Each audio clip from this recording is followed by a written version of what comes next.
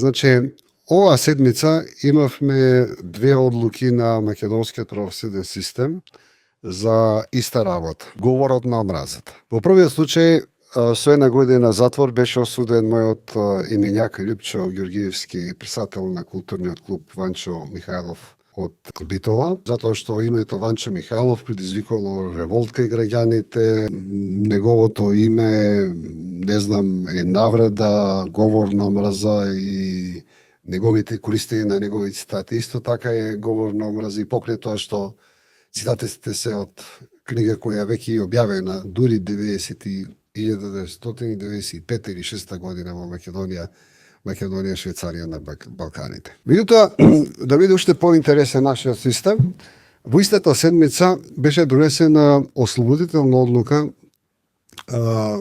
за потпредседателот на македонската влада Стојковиќ, кој беше суден од неколку бошњачки организации во Македонија, исто така за говор за омраза. Се сеќавате околу случајот Сребреница, потпредседателот на македонската влада кажа дека Сребреница и настаните одбележувањата на Сребреница биле Диснеленд за некрофилија.